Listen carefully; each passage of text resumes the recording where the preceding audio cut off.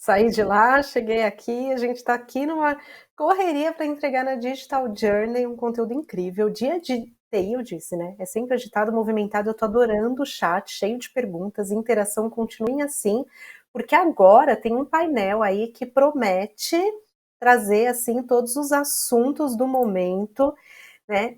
A gente vai falar com lideranças envolvidas no controle pandêmico diário, que estarão desenvolvendo uma variante do tema, como a cadeia de saúde planeja utilizar telehealth para suportar o desbloqueio dos procedimentos clínicos represados.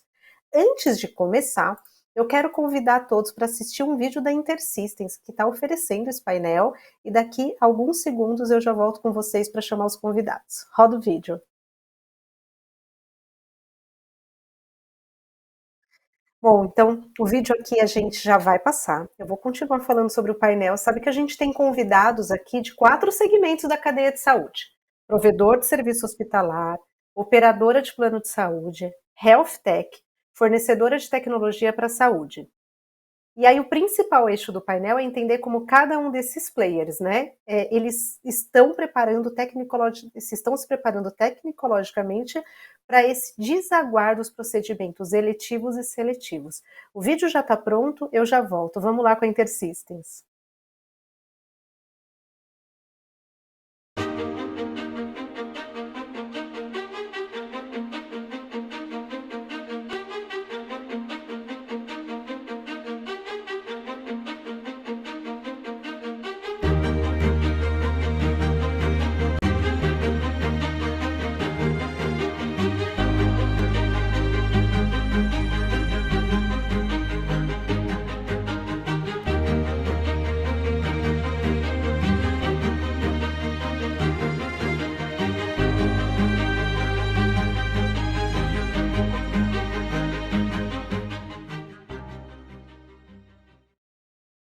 Obrigada, InterSystems, aqui por estar com a gente no painel. Então, para falar aqui sobre o que foi pensado essa noite, eu vou chamar o nosso moderador, Guilherme Rummel, que vai contar quem ele convidou para o painel e o que eles vão tratar. E aí, Guilherme, bem-vindo de volta. Bem, tudo certo. Só tem cobra, só tem águia. A gente está trazendo o Vander Cortese, da BIP Saúde, uma health tech, não preciso nem passar referência sobre eles, são uma das empresas mais prodigiosas em residential care hoje no Brasil. O Felipe Reis, que é do Hospital da Beneficência Portuguesa, de São Paulo, né, ele é gerente executivo de inovação e tecnologia. O Marcos Loreto, que é diretor técnico médico da Omint, né? Não preciso nem dizer quem é a Omint, todo mundo sabe. E o Raimundo Nonato, da InterSystems, diretor de negócios da InterSystems. Assim, ó, todo mundo é médico, menos eu. Tá? Então, todo mundo pode massacrar quem vocês quiserem. Esses caras são feras. Eu imagino que esses três provedores, a Omint, a Beneficência Portuguesa e a BIP, devam estar fazendo aí entre 7 a 10 mil atendimentos dia. Isso significa de que eles têm uma enorme proficiência para discutir esse tema, para discutir como está esse envolvimento da cadeia de saúde com essa montanha, com essa enorme quantidade de procedimentos médicos drenados, né, que vem trazendo muita preocupação aqui e no mundo. Eu estava comentando antes aqui que na Europa existe um plano B intra-países para conseguir segurar a demanda, porque nós já temos no Reino Unido 6 a 8 meses de espera para uma consulta absolutamente primary care. Então, isso vai crescer em proporções à medida que a pandemia vai reduzindo a sua força ou vai perdendo a sua competência, como eu digo, né? A pandemia tem competência, essa aí é muito competente. Então, à medida que ela vai perdendo a competência, obviamente vai aumentando a vacinação do mundo e vai criando mais força para essa desova, esse desaguar de procedimentos. Então, eu vou começar fazendo uma pergunta para todos aqui.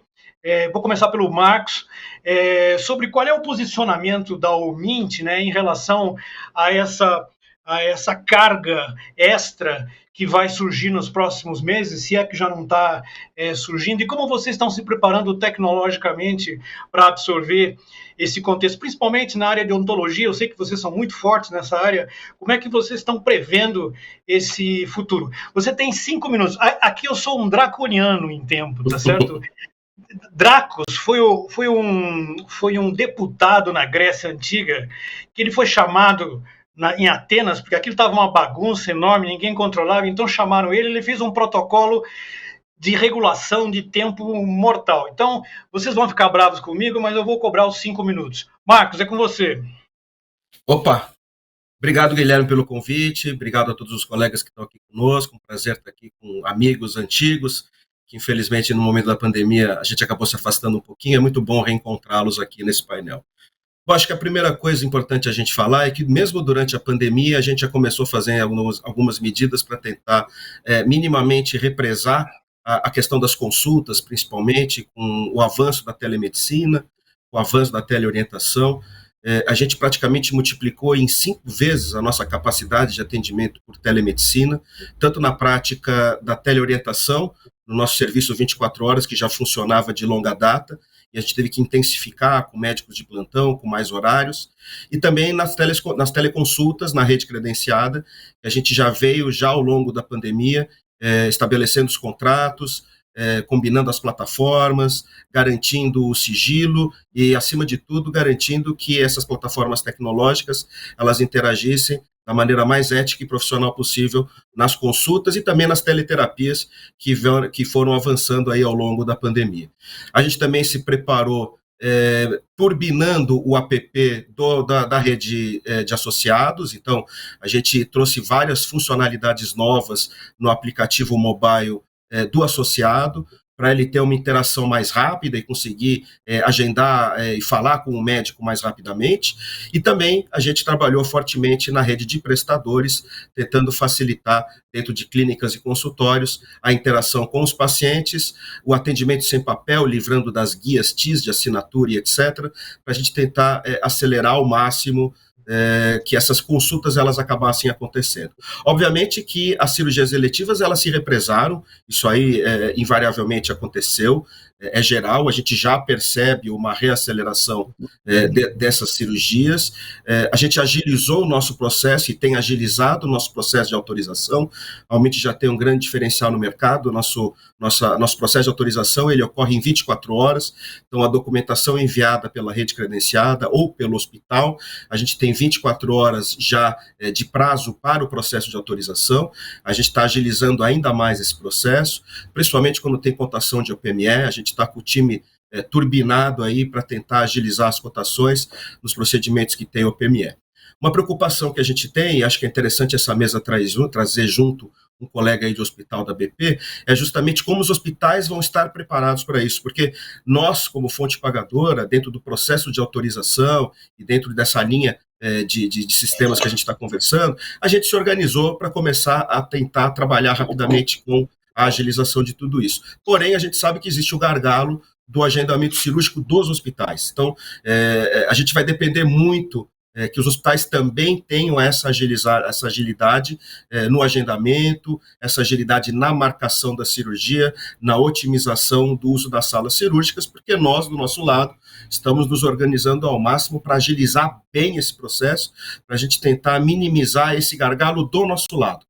Desburocratizando, a parte de exames, a gente tem uma série de exames que nem merecem autorização e que nem precisam de autorização, a gente até aumentou um pouquinho mais o portfólio de exames que não precisam de autorização, e aqueles exames que necessitam de algum tipo de autorização, a gente também está com uma força-tarefa aí pronta e preparada para ir atendendo essa demanda que deve aparecer, que já está aparecendo e que vai continuar aparecendo nessas próximas semanas e nesses próximos meses, sempre atento ao que está acontecendo na pandemia, Acho que a gente tem que ficar com o olho o tempo todo ali acompanhando a evolução da pandemia e eventualmente nós vamos ter que retroceder em alguns momentos e a gente vai ter que estar preparado o tempo todo para ir puxando o freio, readequando, mas como fonte pagadora, como operadora, a gente está super organizado e preparado, seja no app do associado, seja no aplicativo da rede credenciada, seja na agilização do processo de autorização, mas bastante reticente e tomando bastante cuidado aí com o gargalo que vai acontecer nos grandes hospitais em termos de agilização do processo de agendamento da cirurgia no hospital, né? Então a gente vai precisar muito dessa interação e dessa conexão do nosso processo com o processo dos hospitais na parte de agendamento para que a gente consiga livrar ao máximo essas filas e começar a agilizar a cada vez mais esse processo como um todo.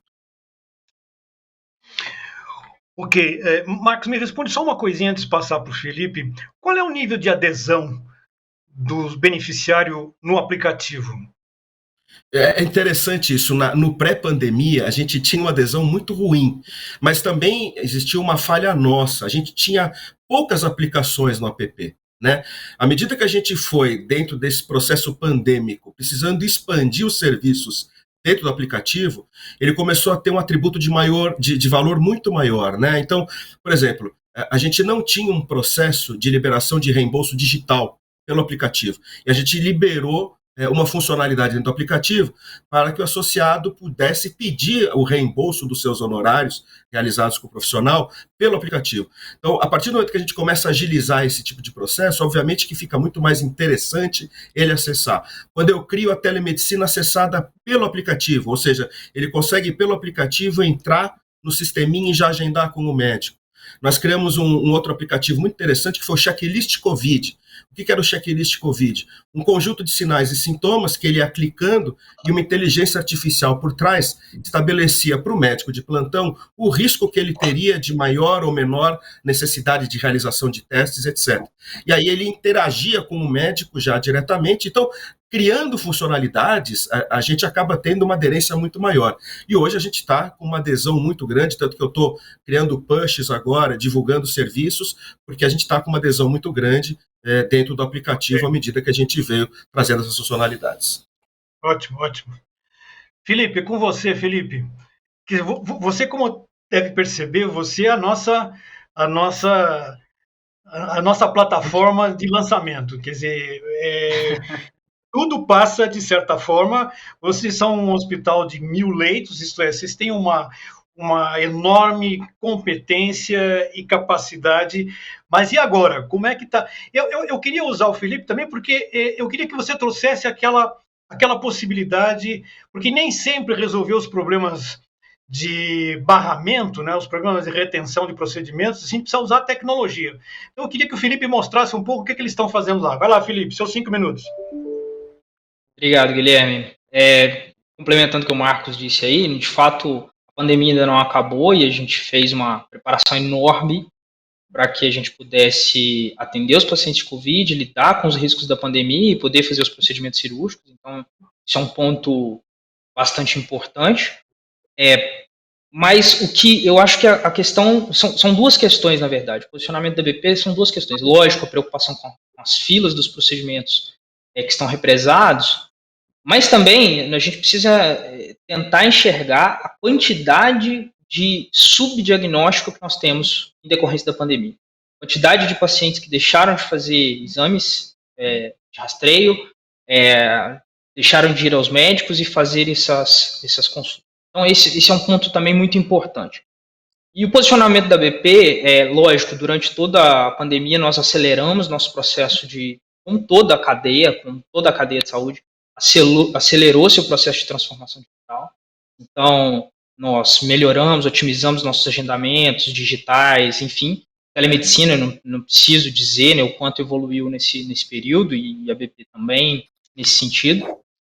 Mas, por exemplo, eu acho que muda muito uma postura mais ativa.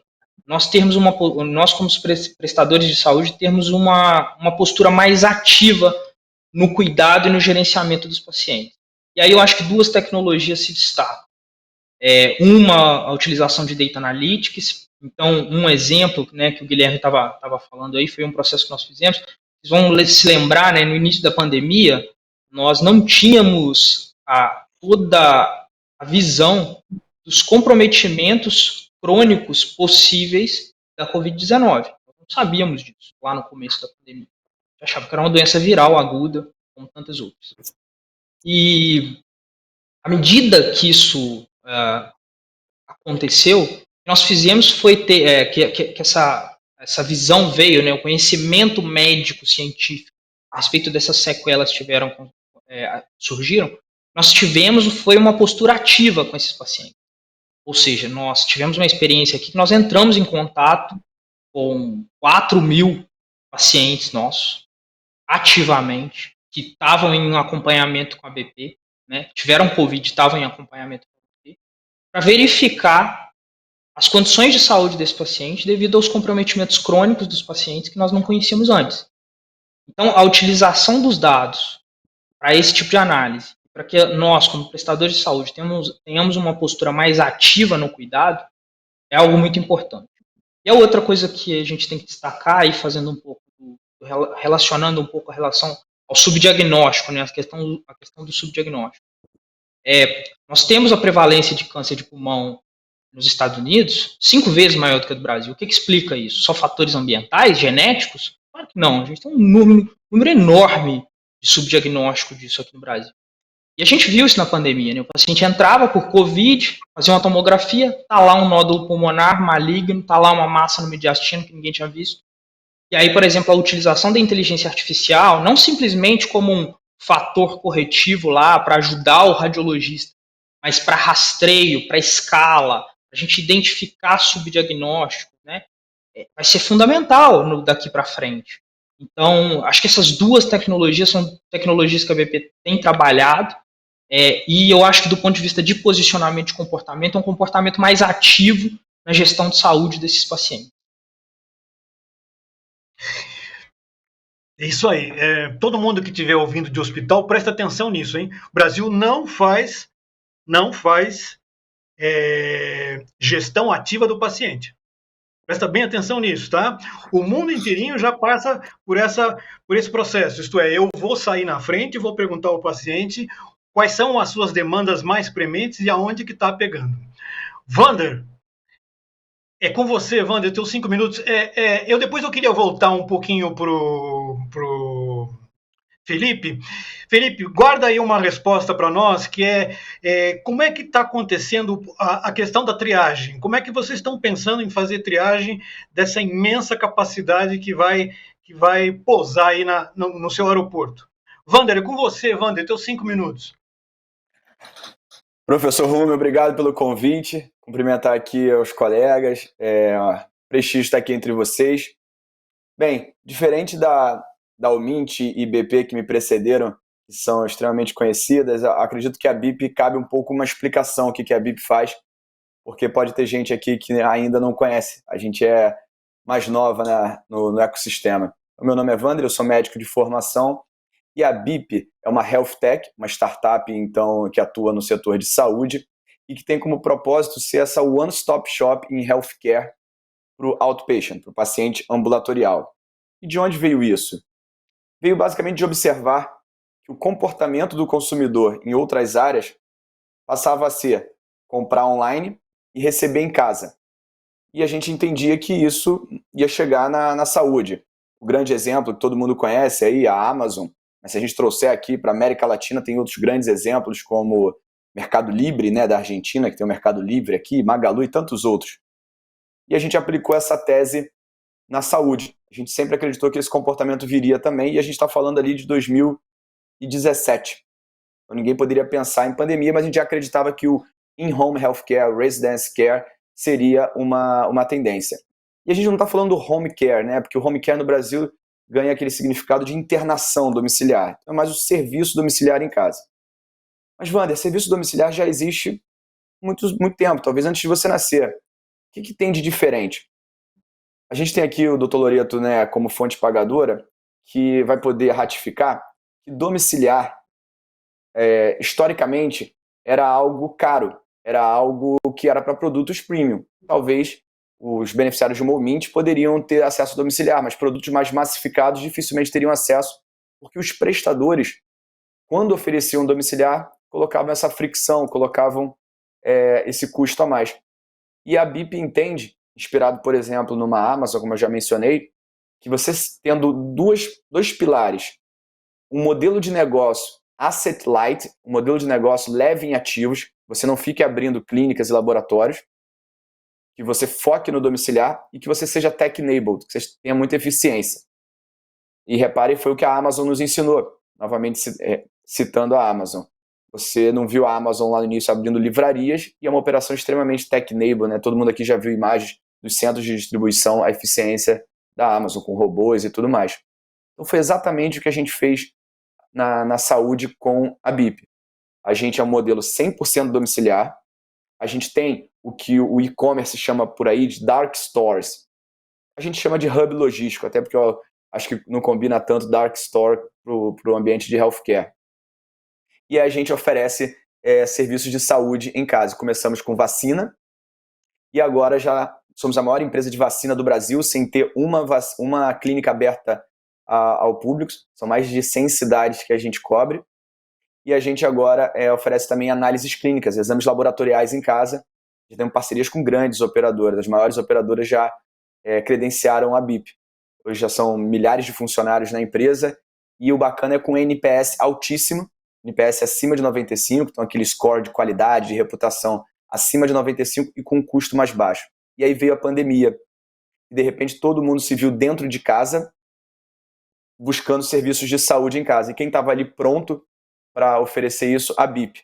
Então temos alguns cases, inclusive com a própria Mint, de muito sucesso, onde empresas precisavam fazer suas campanhas de vacinação da gripe, que anualmente oferecem, e se viram, e foi até um preciosismo. A pandemia começa na época que começa a vacinação da influenza, da gripe, ali em março, e a BIP conseguiu manter essas pessoas com seu atendimento, com a sua cobertura vacinal, com seus exames, né, muito inicialmente para o Covid, depois todos os seus exames para patologias crônicas.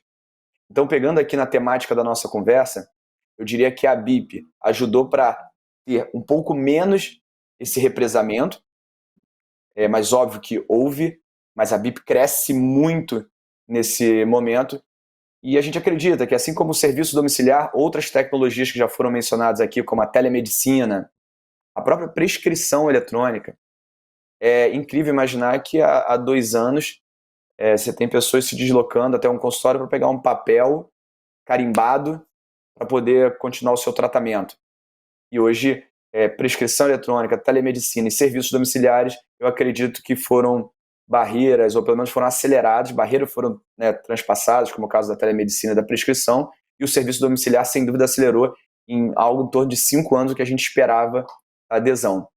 E a gente acredita que o pós-pandemia, se é que a gente vai ter esse marco em algum momento, né, a gente fica aí nessa dúvida, isso vai se manter, isso vai ser uma tendência, porque fazendo o link com o que eu falei lá no início, isso é um comportamento da sociedade global, querer comodidade, querer resolver online a qualquer hora do dia ou da noite, a qualquer dia santo ou fim de semana, e receber na sua casa o mais rápido possível. E assim a gente fez com vacina, agora a gente está crescendo muito em laboratório, em vários estados, como eu disse, mais de 100 cidades, e daqui a pouco a gente vai oferecer outras linhas de negócio, outras business units, que podem também ajudar, seja em situações, a gente espera que não tenha de novas pandemias, mas seja mesmo porque o público está adotando esse comportamento. Então a gente fala de infusão de medicamentos em casa, a gente fala de saúde ocular, a gente fala de cuidados de enfermagem em casa.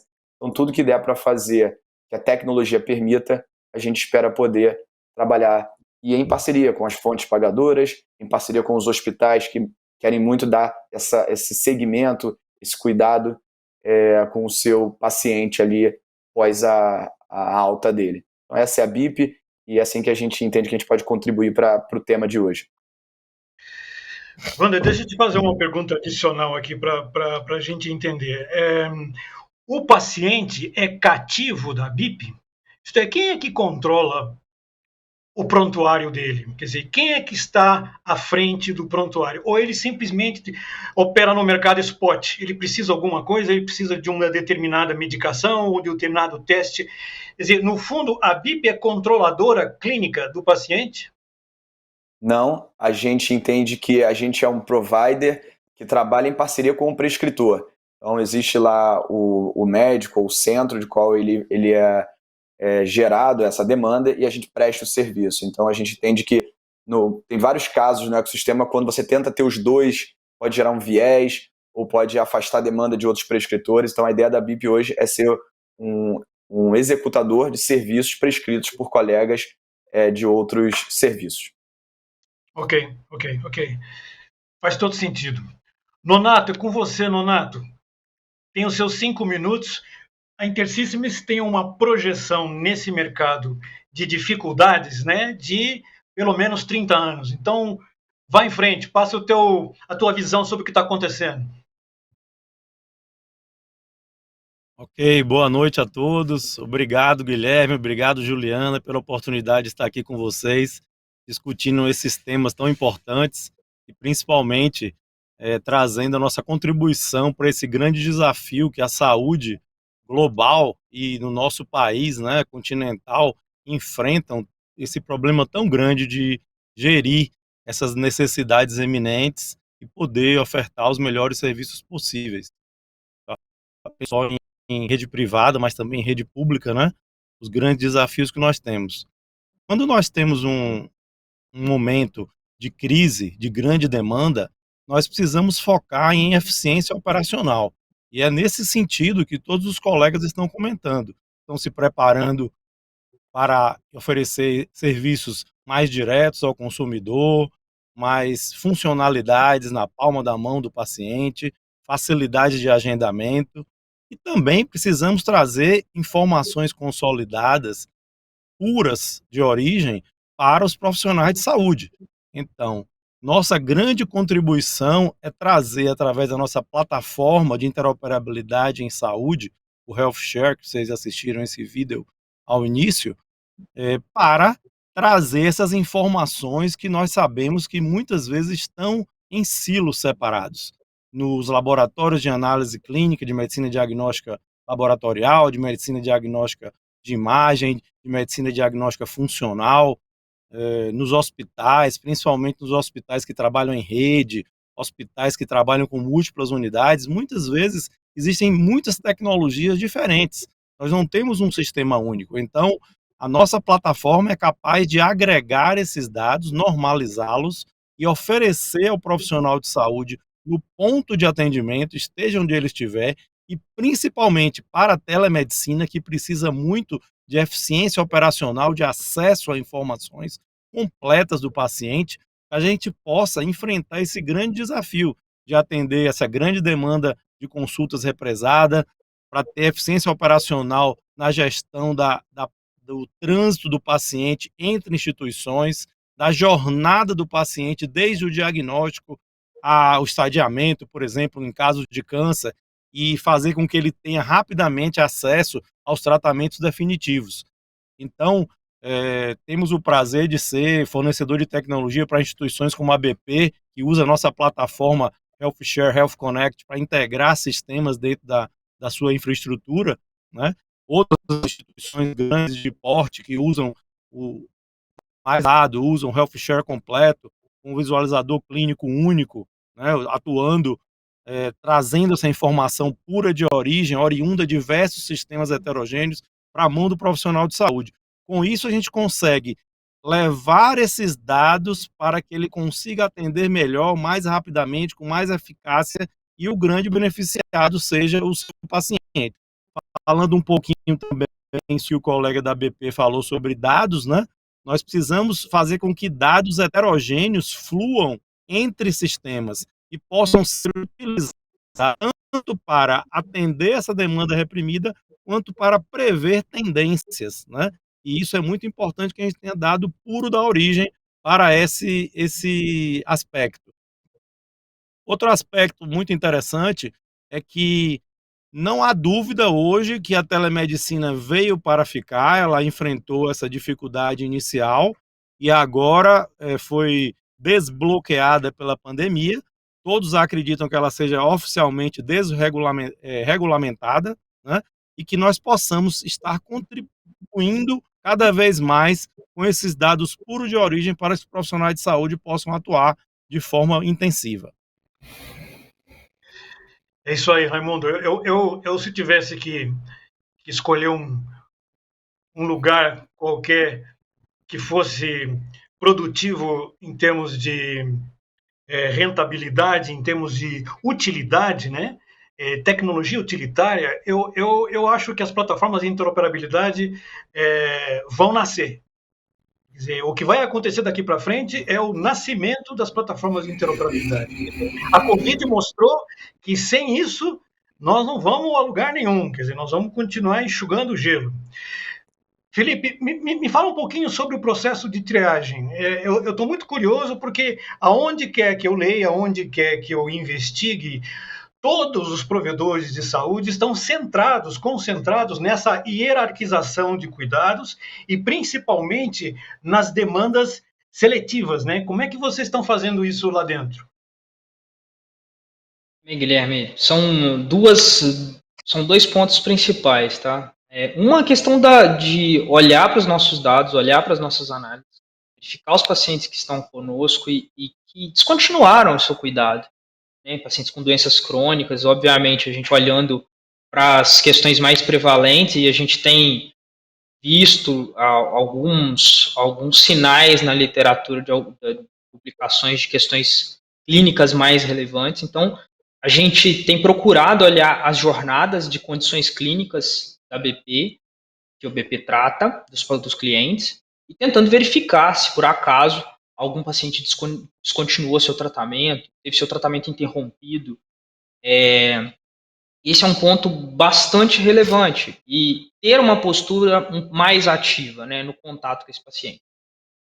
Agora que nós temos mais ferramentas digitais, nós conseguimos ter um leque maior, isso foi acelerado pela pandemia, um leque maior para a gente poder ter contato com esse paciente, oferecer opções para que ele se trate conosco. Esse é um ponto. Segundo ponto, acho que o Raimundo falou, e isso é bastante relevante, que o investimento em interoperabilidade é fundamental.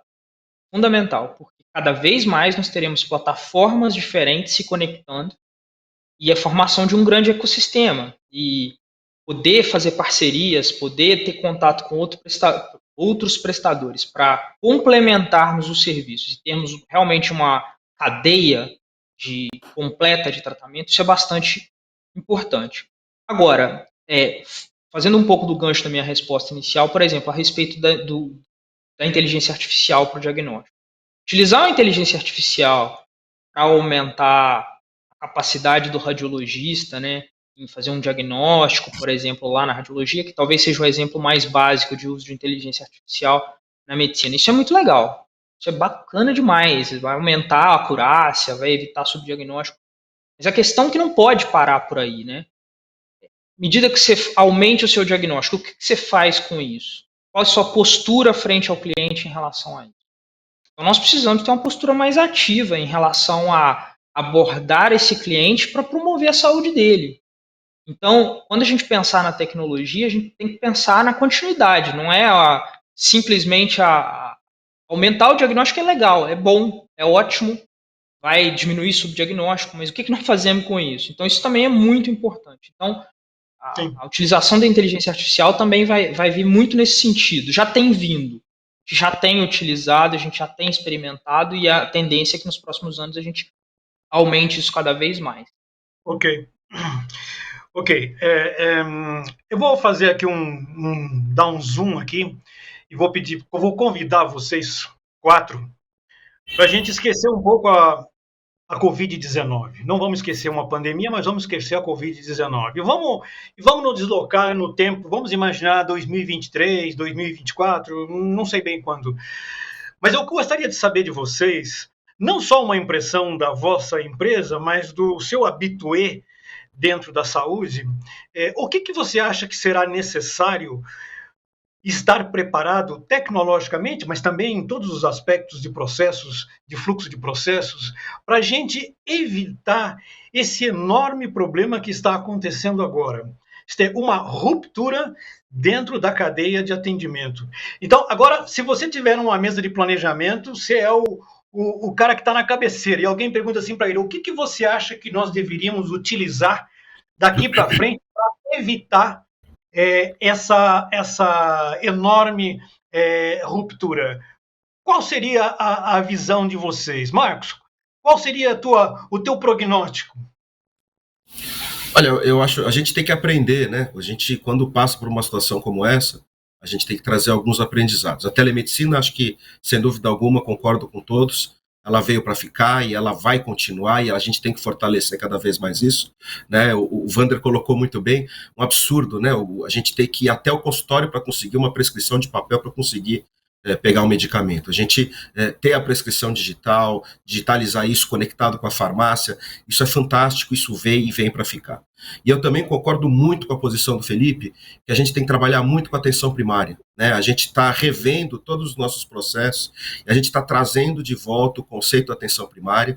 A UMINT é muito forte no que se refere à medicina preventiva, a gente tem um núcleo de prevenção muito forte lá dentro, a gente está fortalecendo ainda mais esse grupo, e para o sucesso da atenção primária acontecer de fato, a hora que eu encaminho para a secundária, eu preciso ter a contrarreferência.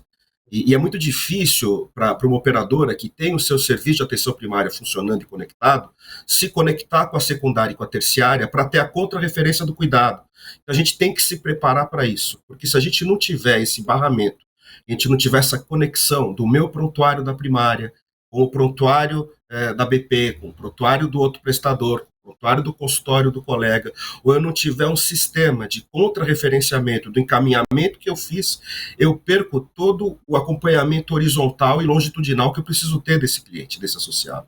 Né? Então, a gente tem que pensar para frente, em cada vez mais organizar como que a gente vai ter essa interoperabilidade, porque sem ela, a gente não consegue fortalecer esses serviços, porque não adianta eu, OMINT, me organizar com um time de atenção primária forte, organizado, se eu não tenho uma estrutura preparada para não só encaminhar, mas ter a contrarreferência do que aconteceu na secundária e na terciária. Né? No processo de reabilitação, a mesma coisa. Se eu não tenho uma coordenação desse cuidado, e é fundamental que na atenção primária a gente coordene tudo isso, a gente identifique as jornadas de cuidado de cada cliente, a gente se perde nesse processo. Ficou muito claro, né, nessa pandemia, o quanto ficou subdiagnosticado algumas patologias, o quanto algumas patologias crônicas se descompensaram.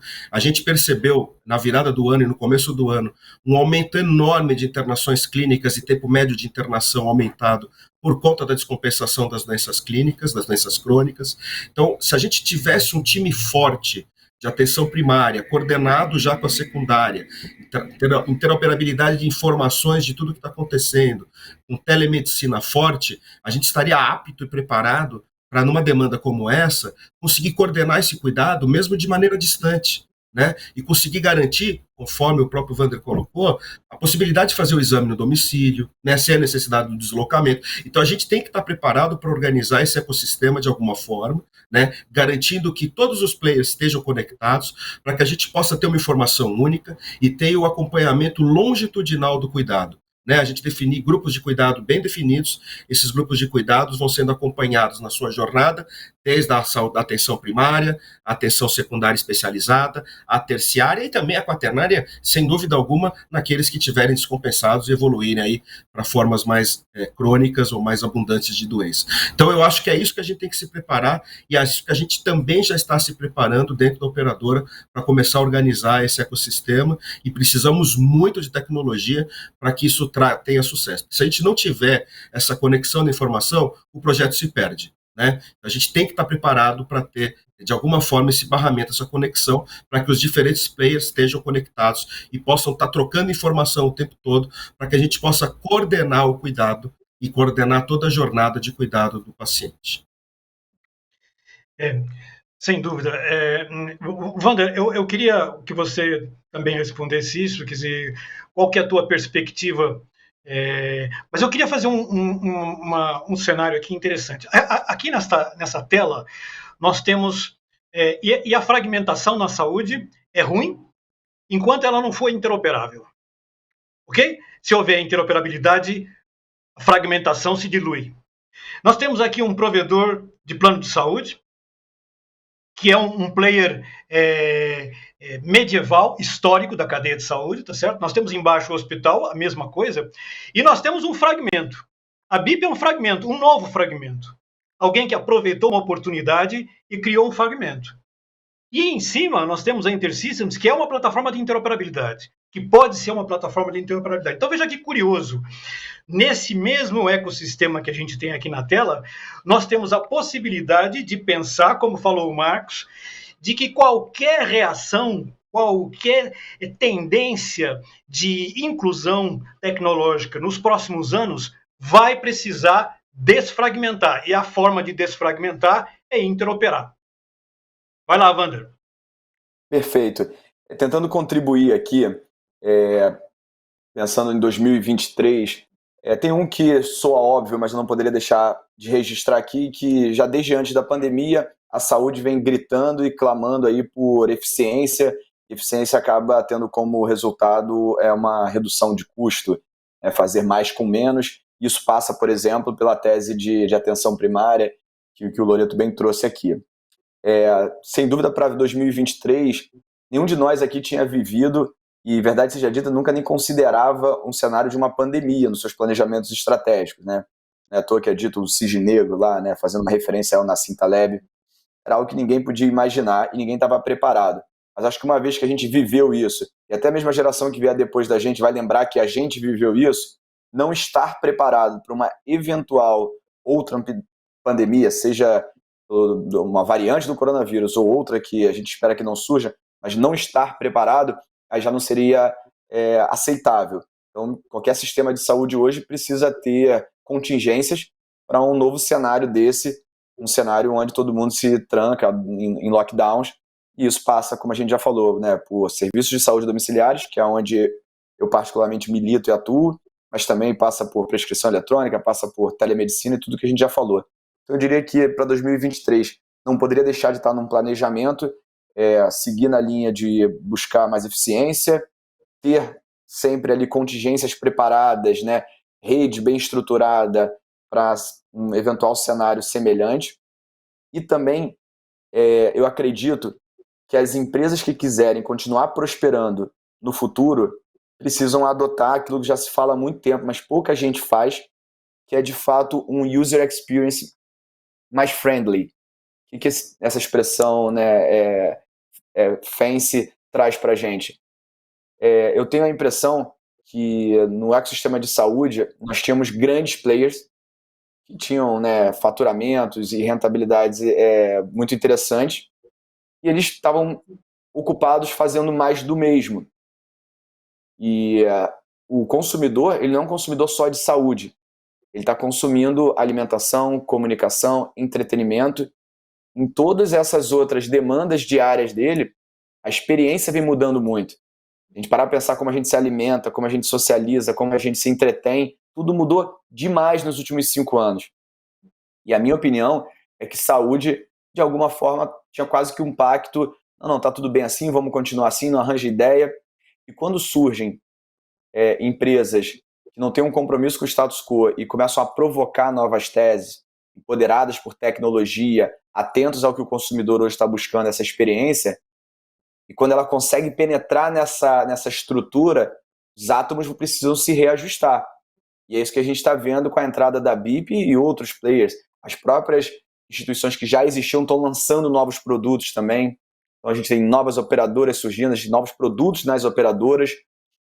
Então tem novas teses e está bacana de ver, porque no fundo e no final eu acredito que sai ganhando o ecossistema, sai ganhando o usuário final. Então qualquer empresa que quiser continuar prosperando precisaria estar revendo a jornada do seu cliente, do seu usuário, para não cair no risco, cair na armadilha do que o Clayton Christensen, do Innovator Dilemma, professor de Harvard, deixa muito claro. É difícil você inovar quando o seu negócio, como ele sempre foi, é muito rentável. Mas aí surge alguém que inova e provoca o ecossistema. Então, se eu estivesse à frente de uma empresa que já tem aí uma história mais longa, eu estaria muito atento a isso também. Ok.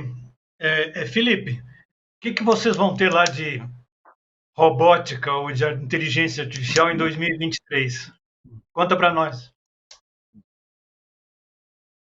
Guilherme, eu acho que a primeira mudança não vai passar por aí, viu? Eu acho que o que muda é que o que gerou talvez uma grande necessidade, um enorme esforço de adaptação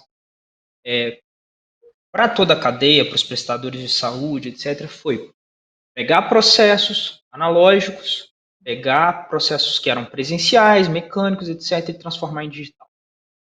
E a postura que nós vamos ter daqui para frente para as próximas pandemias, que virão algumas, eu espero estar vivo para vê-las, porque virão, é fato, isso é médico, científico.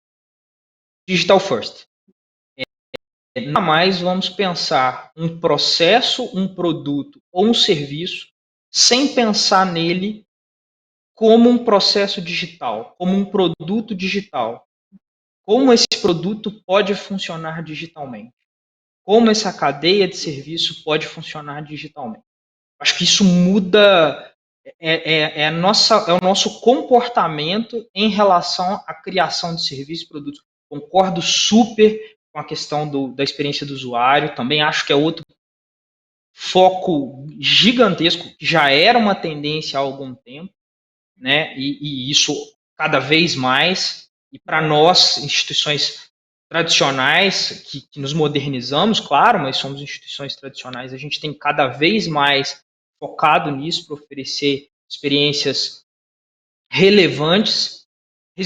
Agora nós vamos precisar oferecer experiências digitais relevantes e todo serviço, todo produto que nós pensarmos, nós vamos ter que pensá-los digitalmente. Esse é uma mudança gigantesca. É uma mudança grande de comportamento, de postura, mas que é necessário, porque as pessoas elas estão se adaptando a um outro mundo, um mundo muito mais digital. Elas têm todas as outras experiências de vida dela digitalmente. As experiências de saúde também precisam ter complementariedades digitais. Então, eu acho que esse é um ponto que muda bastante. Eu acho, como eu já disse, eu não quero ser repetitivo, a nossa postura mais ativa de cuidar dessas pessoas. Tem um outro ponto muito importante que todos disseram aqui, que é a colaboração dentro da cadeia. Formação de ecossistemas, e a gente precisa ser protagonista nisso, né? A gente vai ser protagonista nisso. Na semana passada, nós fizemos um comunicado com o nosso corpo clínico aqui na BP, já avisando a respeito do nosso primeiro projeto de interoperabilidade com um parceiro. Então, isso também veio para ficar. Então, eu acho que esses são os pontos digitais, mas de todas as coisas, eu acho que o digital first, a experiência do usuário, acho que são as coisas mais relevantes que vão mudar bastante para a gente se preparar para a próxima. E ela vai vir fatalmente e nós estaremos aqui para cuidar das pessoas. Ok. Digital first. Nonato, digital first. Isso é música para os seus ouvidos, tá?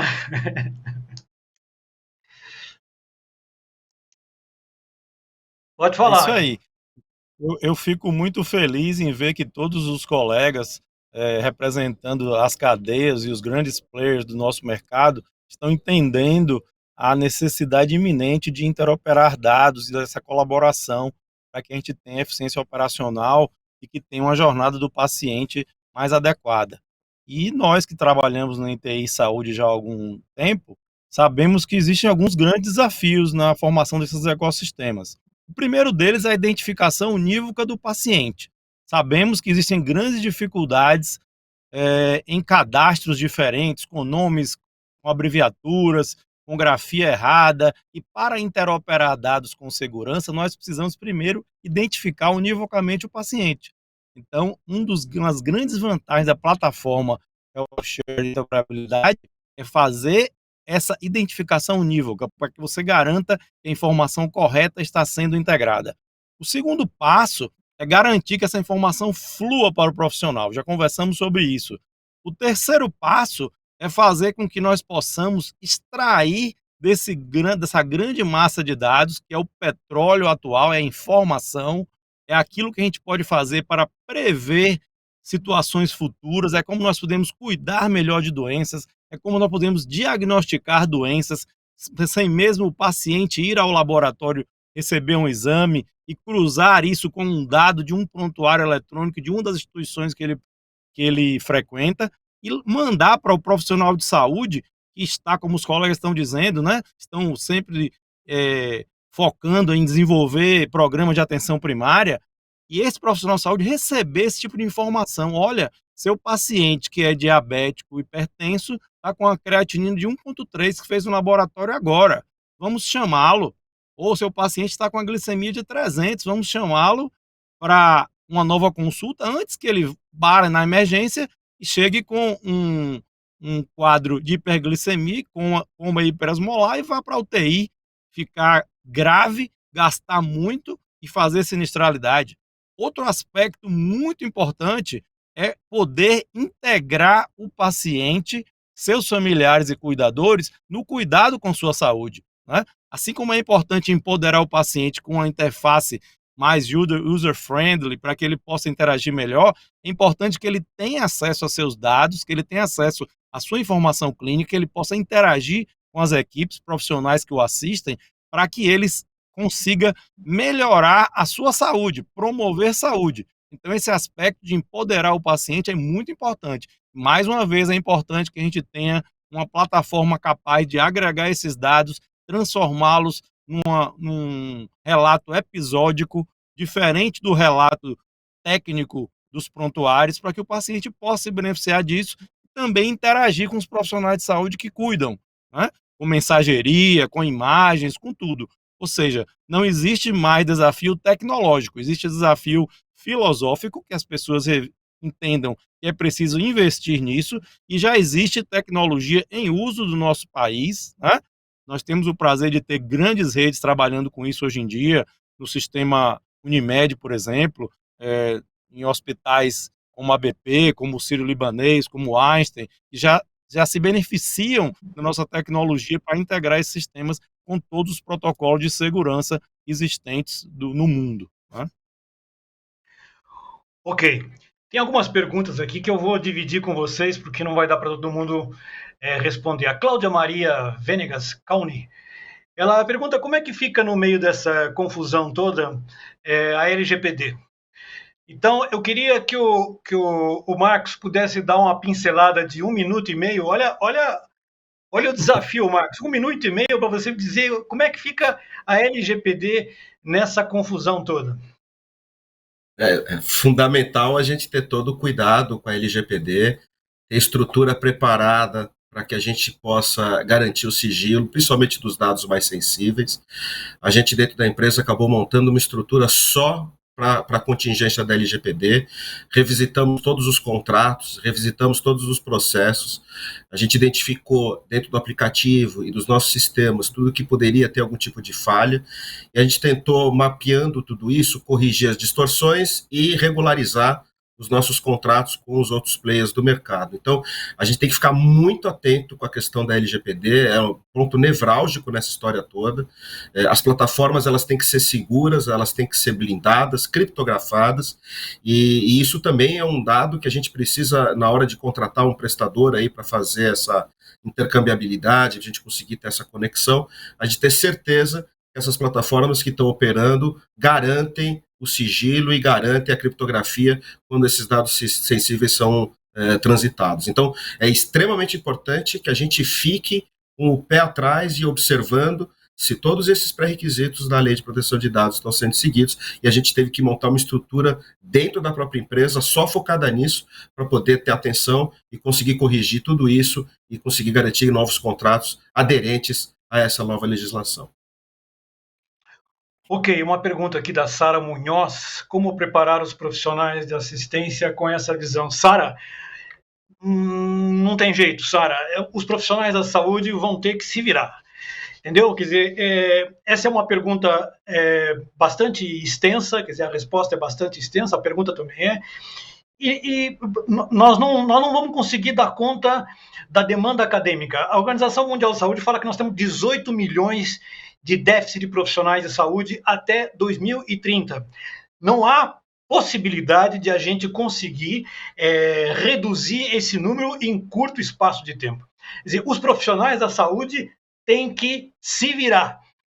Quer dizer, tem que ir para as academias, as universidades de medicina têm que mudar, tem que sair desse enorme gueto cultural que entrou, né, e abranger um pouco mais as tecnologias e enxergar isso de uma forma muito mais dinâmica do que é hoje. A Camila diz que o Marcos Diniz, a Camila Diniz diz que o Marcos está certo na conexão entre diferentes players e a desfragmentação das informações. A desfragmentação, eu queria perguntar para o Felipe e para o Vander, essa desfragmentação do sistema, quer dizer, da cadeia de saúde, ela inexoravelmente começa dentro da empresa. Infelizmente, as empresas estão fragmentadas. Quer dizer, o que dirá fora delas? Então, eu queria que você, Vander, no caso da BIP, mostrasse como é que você está evitando essa múltipla fragmentação interna, que é da cultura do Brasil. E Felipe, no caso da beneficência, como é que vocês estão fazendo para reduzir esse manancial de fragmentos que se tornaram os hospitais hoje no Brasil? Vamos lá, Vander. Não, muito bacana, e aí a gente entra num tema mais de gestão, né? Como manter a empresa mais homogênea, se é isso que eu entendi a pergunta, e é um baita desafio para qualquer companhia que vai alcançando um tamanho maior, inclusive quando esse tamanho é alcançado muito rápido, que é o que pode acontecer com startups, que é o caso que aconteceu com a BIP. A gente vira de 2020 para 2021 com 300 funcionários, hoje já são 1.200 e para o fim do ano 1.600. E assim vamos continuar crescendo. Eu brinco que eu não tive a competência de montar uma empresa de software como a InterSystems, por exemplo, e eu preciso de gente atendendo. Para cada um ponto a mais de venda, eu tenho que ter mais gente atendendo, mas cada um com a sua vocação. E aí, como evitar essa fragmentação? É super interessante, tem um livro que eu recomendo aqui, eu digo que eu sou um médico só para escrever livros hoje. Tem 2 livros que me ajudam a te responder. Um é o Blitzscaling. Então, existe um livro do fundador do LinkedIn, um empreendedor de muito sucesso, Reid Hoffman, e ele escreve um livro chamado Blitzscaling, é um crescimento mais do que o scale-up, é Blitzscaling, que vem aí do Blitzkrieg, né, daquelas guerras relâmpagos da Segunda Guerra Mundial, ataques super rápidos e desproporcionalmente ferozes para uma determinada batalha, e o crescimento de uma startup é assim. E ali você precisa entender as fases da empresa para você reagir rápido a cada uma delas, e ele divide em uma fase de família, tribo, vila, cidade e nação. E você vai ter números de funcionários ali e metodologias, liturgias que funcionam bem para cada momento. Então, hoje, como eu acredito que venho endereçando isso, com liturgias, e aí, em que eu me baseio essas liturgias? Eu me baseio nesse outro livro, que é o livro do professor Falcone, e hoje tem muitos autores mais modernos, talvez, mas o Falcone, para mim, ainda é imbatível no que tange a gerenciamento ali da rotina de uma empresa, e a gente pratica aqui na BIP a gestão funcional. Então, ao invés de fazer gestão por departamentos, tem um departamento financeiro, departamento de RH, o departamento de operações, a gente entende a companhia, qual é a função que a companhia tem que ter. Ela tem que vender, tem que atender bem, ela tem que fazer gestão de caixa, e aí você tem naquele comitê funcional e não mais departamental, as pessoas de cada departamento que se envolvem para aquela função acontecer. Então, basicamente, agindo dessa forma, você tem a informação fluindo de forma muito mais homogênea e evita fragmentações. É isso aí, 1 minuto e meio, Felipe. Como é que você amaldiçoa os nichos de poder dentro da beneficência portuguesa? Guilherme, a gente tem investido maciçamente em pessoas há um bom tempo. Nós temos 7.000 colaboradores. Como um exemplo disso, mais recentemente nós revisitamos nosso modelo de pesquisa de clima, de cultura aqui dentro da BP, modernizamos, ele está mais em real time, ele está mais moderno, enfim, nós conseguimos ter uma visão melhor da nossa cultura, do nosso clima organizacional de forma muito mais em tempo real. O outro ponto também que nós temos feito bastante aqui na BP é a criação de programas multidisciplinares. Então, nós temos construído, por exemplo, linhas de cuidado, nós nos envolvemos nas discussões da linha de cuidado pessoal do financeiro, o pessoal do faturamento, a equipe do BP Vital, da nossa rede de clínicas, o pessoal do hospital. Então, assim, nós temos formado na construção dos nossos programas de saúde verdadeiros times multidisciplinares, e isso tem ajudado muito, muito, muito, muito a quebrar, aliás, a reconstruir essa fragmentação, né? Deixar isso como um caminho contínuo e fluido. Então, acho que essas duas são as ações assim mais visíveis e mais recentes da BP em relação a isso. Ok. Eu vou fazer uma pergunta pessoal e vocês têm 30 segundos para responder, nada mais do que 30 segundos, tá bom?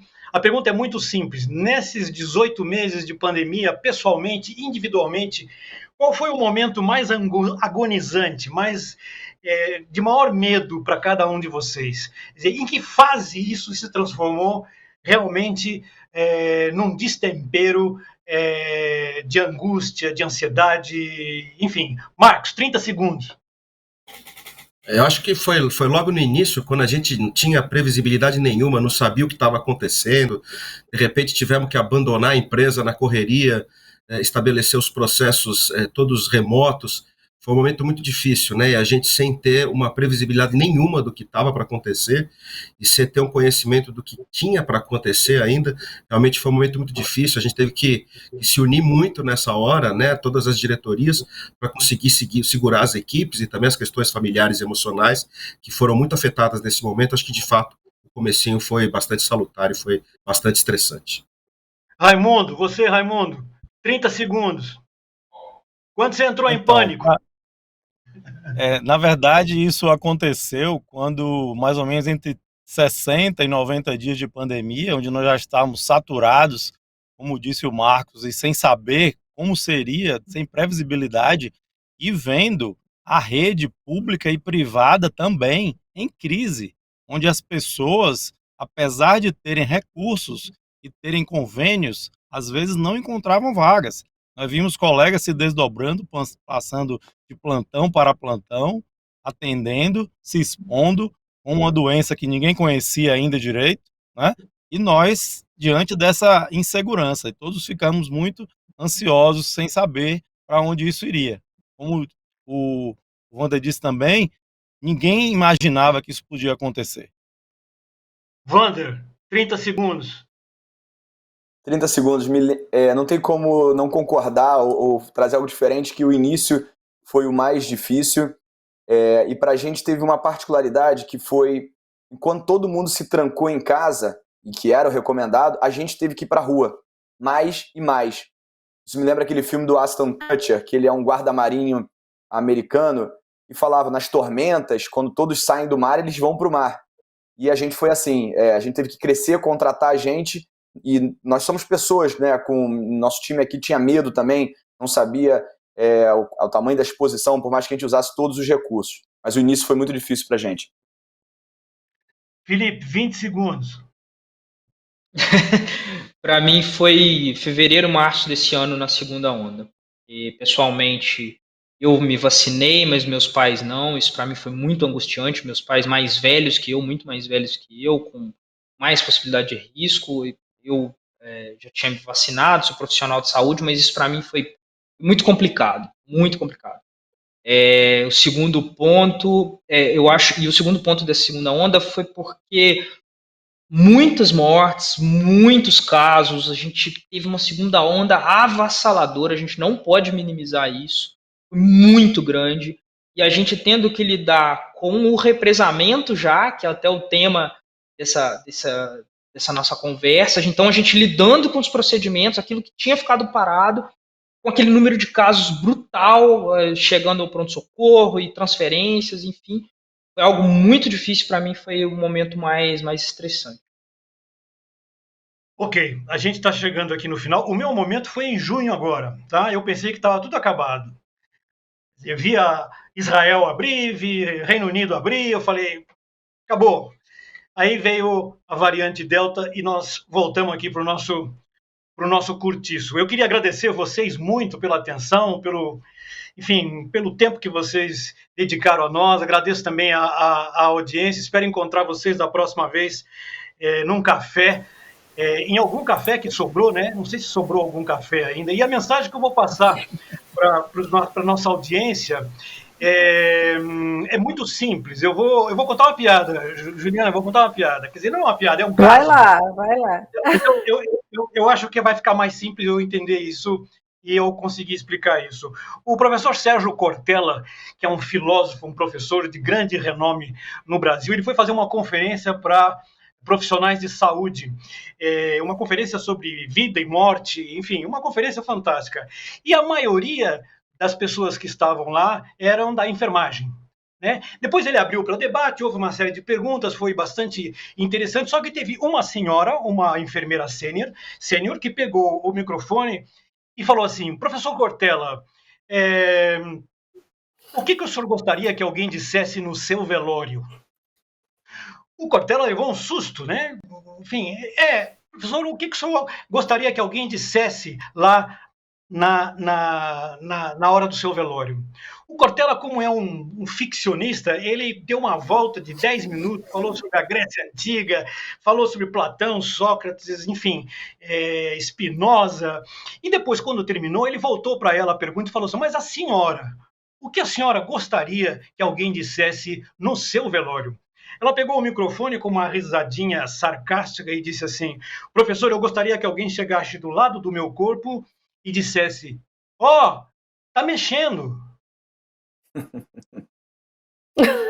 Essa é a mensagem que eu quero deixar para quem está em casa. Tá mexendo, estamos vivos, ok? Prepara suas armas, prepara aí o seu arsenal, porque o mercado está vivo, a gente está mexendo, tá bom? Até a próxima, boa sorte a todos. Obrigado vocês, caras, até mais. Obrigado. Guilherme, Valeu, pessoal. fantástico. Tamo junto aí, tamo junto, vamos nessa. Obrigada a todos os participantes aqui do painel. Tô rindo, o Guilherme é ótimo, sempre excelente. Mais uma vez, Guilherme, muito obrigada. Raimundo, Marcos, Vander, Felipe, a Intersystems, obrigada por ter oferecido esse painel. A gente já vai começar ali mais um Industry Talks, então corre para outra sala, essa aqui já vai terminar, e lá eu continuo a conversa com vocês. Aproveita e clica aqui na Intersystems, vai visitar a página deles. Até mais, pessoal. Tchau.